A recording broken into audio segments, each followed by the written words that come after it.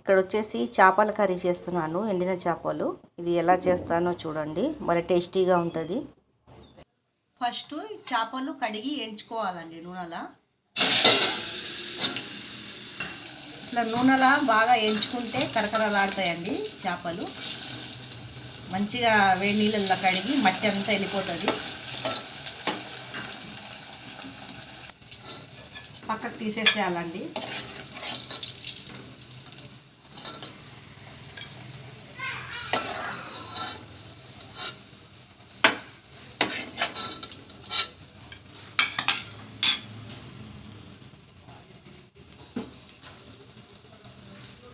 దాంట్లోనే ఉల్లిగడ్డలు వేసుకొని ఫ్రై చేసుకోవాలి.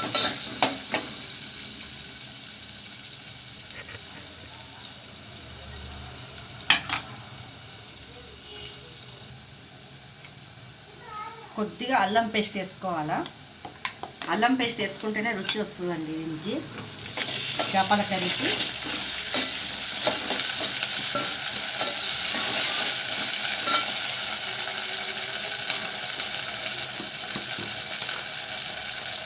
తర్వాత పసుపు, కొంచెం పసుపు ఎక్కువ వేసుకోవాలి, నీసు వాసన రాకుండా ఉంటుంది.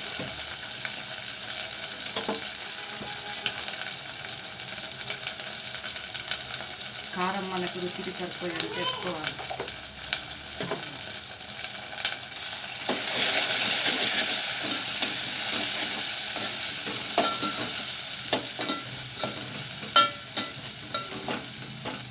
తర్వాత ఈ టమాటా కోసి పెట్టుకుని టమాటాలు వేసుకోవాలండి.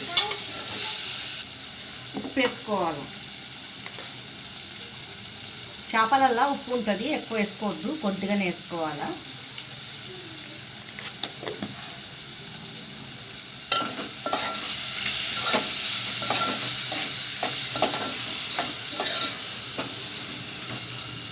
కొంతమంది పులుసు కూడా పోసుకుంటారు, నేనైతే పులుసు అయితే పోస్తలేనండి. కొద్దిగా టమాటా ఉడుకుతానికి కొద్దిగా నీళ్ళు పోసుకోవాలి, ఎక్కువ పోసుకోవద్దు, కొద్దిగా.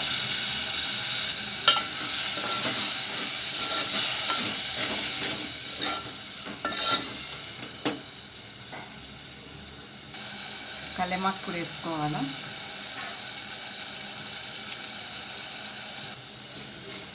టమాటాని ఉడకనియాలండి, జరసేపు మూత పెట్టేస్తే అది మెత్తగా ఉడికిపోతుంది టమాటా. కొద్దిసేపు మూత పెట్టి ఫ్లో మంట మీద పెట్టాలి. తర్వాత ఈ చేపలు వేసుకోవాలండి. జర్ర మెత్తగా ఉడికిపోయినాక టమాటా ఈ చేపలు వేసుకోవాలి. దాన్ని వేసి మూత పెట్టాలండి ఒక 5 నిమిషాలు.